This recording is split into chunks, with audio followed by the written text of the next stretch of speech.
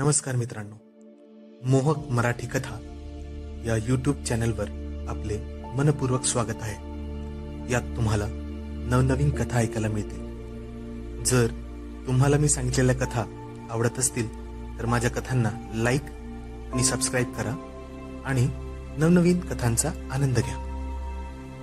नमस्कार मित्रांनो, माझे नाव आकाश आहे। मी कुठे आहे हे तुम्हाला मला सांगायचे नाही। माझे वय 28 वर्षे आहे आणि वयात आल्यापासूनच मला लैंगिक विषयाचे फार आकर्षण आहे। मला ते सगळे बघायला, ऐकायला, वाचायला आणि प्रत्यक्षात करायला सुद्धा खूप आवडतं। तेच एक काम आहे जे मला मनापासून करायला मजा वाटते। तर कथा माझ्या आयुष्यात प्रत्यक्षात घडलेली गोष्ट आहे। त्यावेळी मी शहरात एका रेप्युटेड शाळेत काम करत होतो। त्या शाळेची जी प्रिन्सिपल होती ती शाळेच्या ओनर डायरेक्टरची बायको होती। तिचे नाव संपदा 32 वर्षाची एक आकर्षक मोहक अशी स्त्री होती। तिच्या शरीरात ज्या ज्या ठिकाणी जेवढे मांस हवे होते ते अगदी तसेच होते। ती जेव्हा चालायची तेव्हा तिच्या हलणाऱ्या अवयवांकडे पाहून चांगल्या ढिल्या पडलेल्या लोकांमध्ये सुद्धा एक नवीन चेतना यायची। तिचे राहणीमान अगदी साधे होते। ती एका प्रतिष्ठित फॅमिलीची सून होती। माझा त्या कंपनीतील पहिला इंटरव्ह्यू सुद्धा त्यांनीच घेतला होता। तो जवळ अर्धा तास चालला होता। त्या दिवशी त्यांनी आकाशी कलरची साडी आणि ब्लाऊज घातले होते। तुम्ही कल्पना करू शकता एखादी 32 वर्षाची शरीराने परिपूर्ण असलेली सुंदर स्त्री त्या पहिरावात कशी दिसेल। तिच्या पहिल्या भेटीतच मी तिच्यावर पूर्णपणे आकर्षित झालो।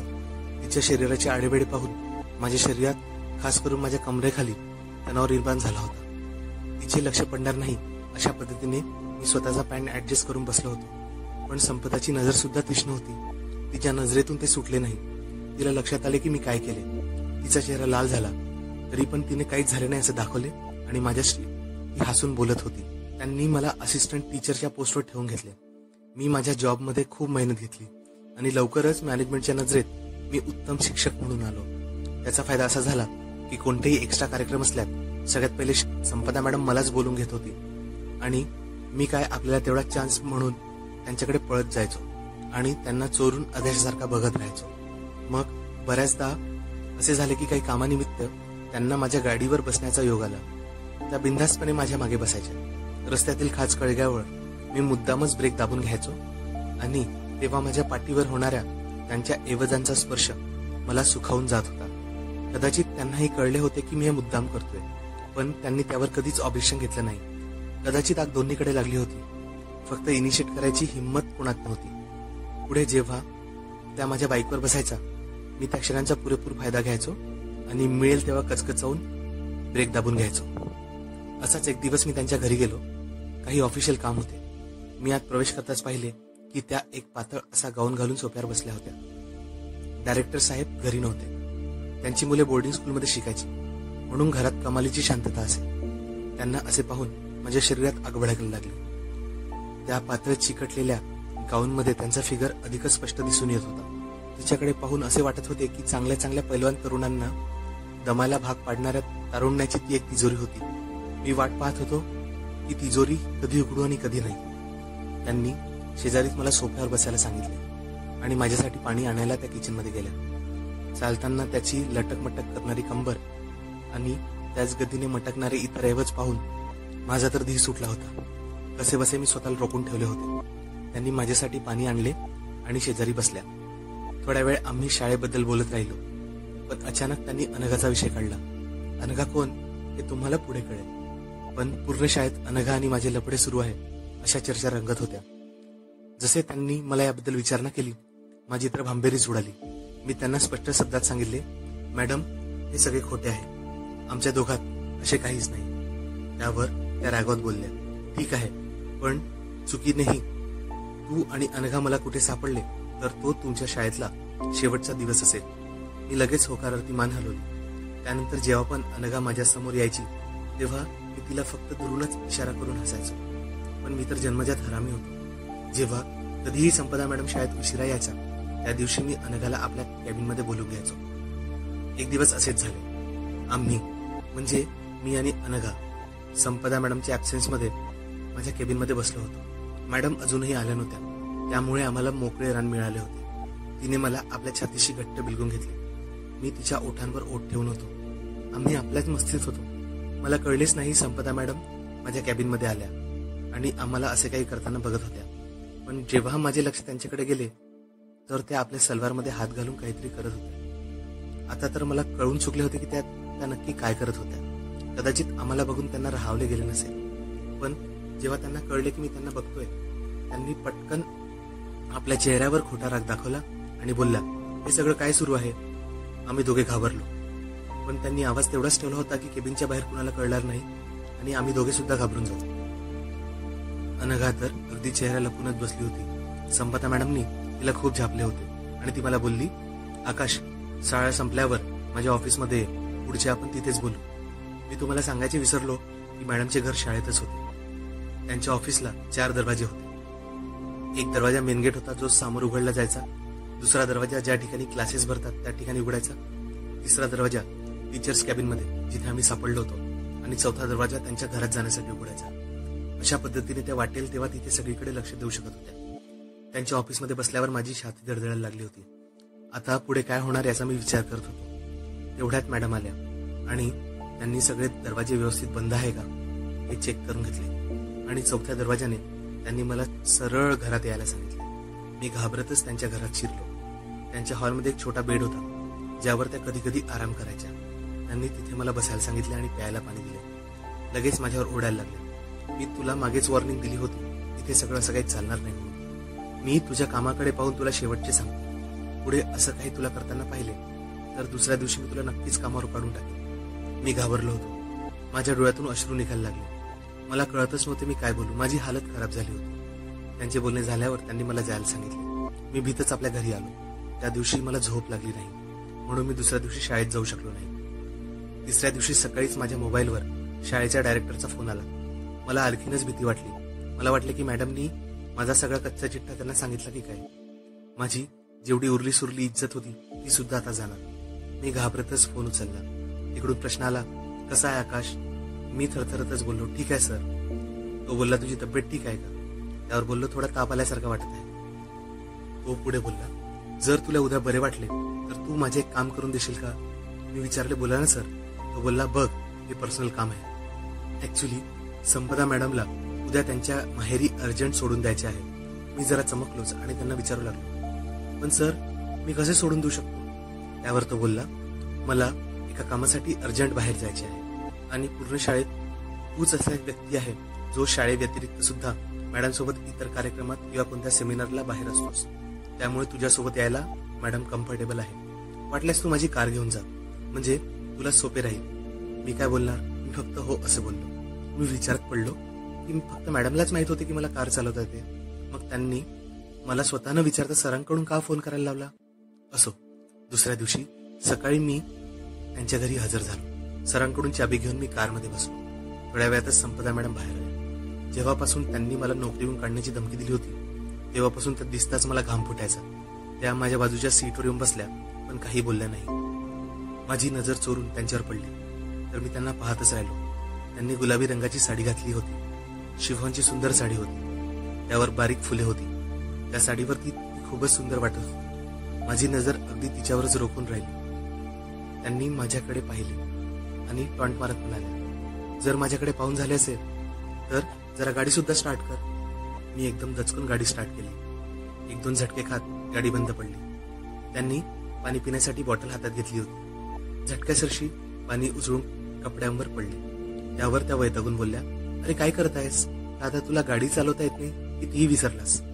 मी घाबरतच परत दुसऱ्यांदा गाडी स्टार्ट केली आणि एक मोठा श्वास घेऊन पुढे निघालो. आम्ही रस्त्यावर लागलो होतो, पण मॅडमच्या शरीरातून येणारा मोहक सुगंध मला खूप डिस्ट्रॅक्ट करत होता आणि नेहमीप्रमाणे कमरेखाली तणाव जाणवत होता. ती माझ्या बाजूलाच बसली असल्यामुळे मला ऍडजस्टही करता येत नव्हते, कारण मी असे काही केले असते तर संपदा मॅडमच्या लक्षात आले असते. म्हणून मी त्याला त्याच्याच कंडिशनवर सोडून दिले आणि ड्रायव्हिंगवर फोकस करत होतो. पुढे समोर आलो होतो तर मॅडमने रस्त्यावरील दुकानाजवळ गाडी थांबायला सांगितली आणि म्हणाली, मला काही घ्यायचे आहे. मी गाडी साईडला घेतली. मॅडम आपली वळणदार कंबर सांभाळत कारच्या बाहेर निघाली आणि दरवाजा बंद करत दुकानाकडे गेली. एवढ्यात मग मी ते ऍडजस्ट करून घेतले. आता मला थोडे बळे वाटत होते, पण आज मी ठरवलं होते की थोडी हिंमत करून मॅडम सोबत एक चान्स घ्यायला हवा आणि तिला आपल्या जाळ्यात ओढायला हवे. पण कसे? तेवढ्यात माझी तंद्री तुटली. मॅडम मला दुकानात आवाज देत होते. ते कपड्यांचे दुकान होते. मॅडमला बहुतेक साडी घ्यायची होती, कारण खूप साऱ्या साड्या पसरून ठेवल्या होत्या. म्हणाल्या, मी खूप कन्फ्यूज आहे, नक्की कोणती साडी घेते, प्लीज माझी मदत कर सिलेक्शनसाठी. मी माझी नजर फिरवली आणि एक गर्द लाल साडी पसंत केली आणि हिम्मत करत ती साडी मॅडमच्या खांद्यावर ठेवून धरून लावली.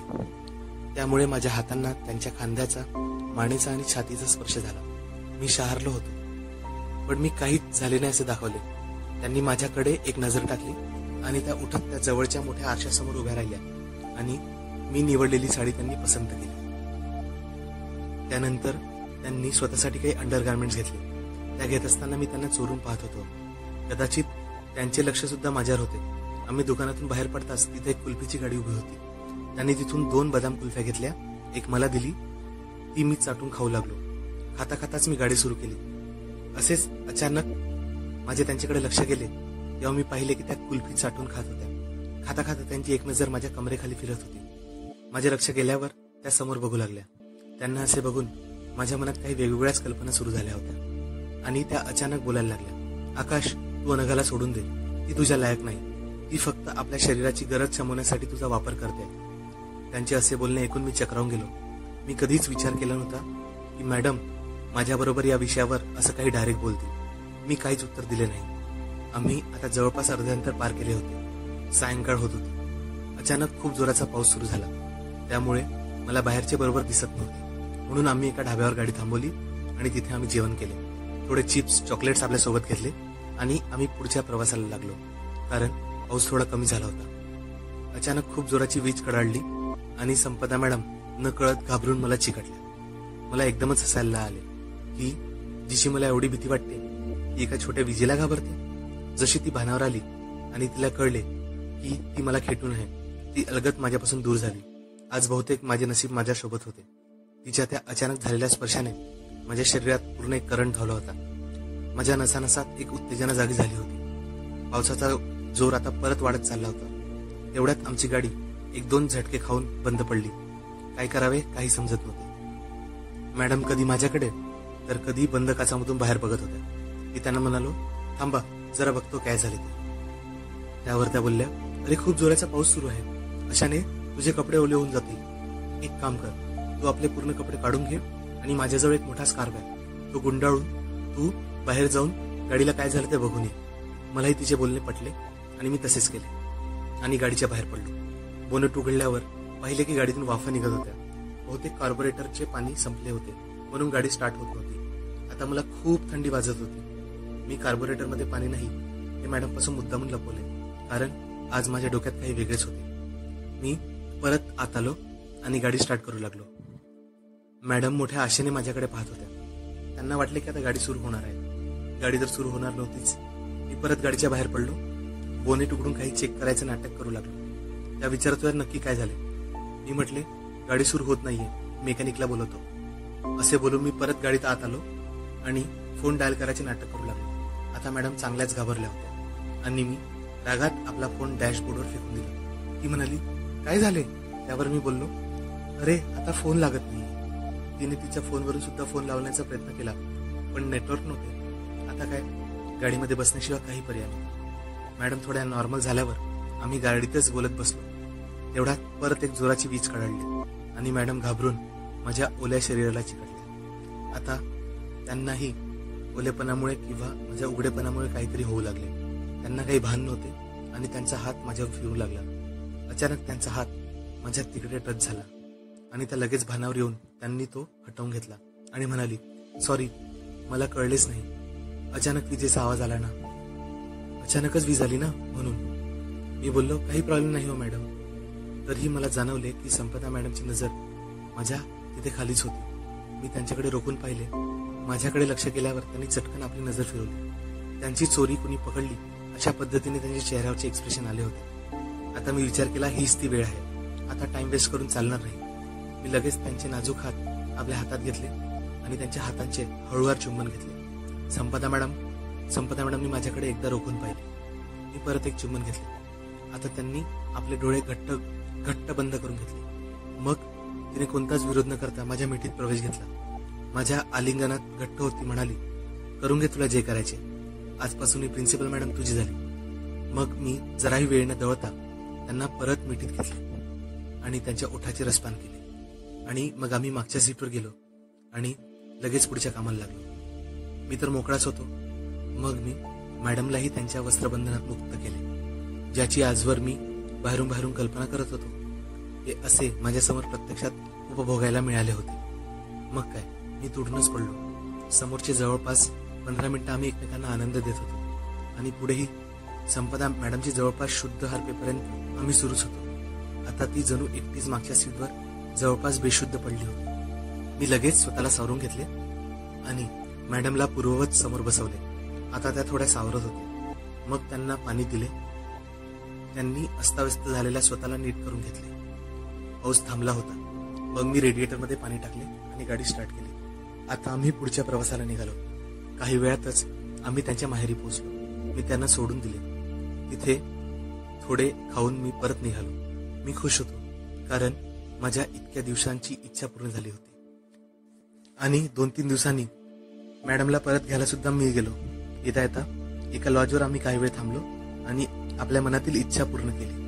आणि मग जोपर्यंत मी शाळेत होतो तोवर कधी मॅडमच्या ऑफिसमध्ये, शाळा सुटल्यावर कधी रिकाम्या वर्गात किंवा संपदा मॅडमच्या घरी, जेव्हा मला चान्स मिळाला तेव्हा आम्ही एकमेकांना खुश करत होतो आणि प्रेमाच्या सागरात उड्या मारत होतो. तर मित्रांनो, आशा करतो तुम्हाला ही कथा आवडली असेल. जर तुम्हाला आवडणारी एखादी कथा किंवा तुम्हाला आवडणाऱ्या एखाद्या पर्टिक्युलर विषयावरची कथा तुम्हाला ऐकायची असेल तर आम्हाला नक्की कमेंट करून सांगा. आणि असेच आमच्या चॅनलला लाईक, शेअर आणि सबस्क्राईब करत राहा आणि नवनवीन कथांचा आनंद घ्या. धन्यवाद.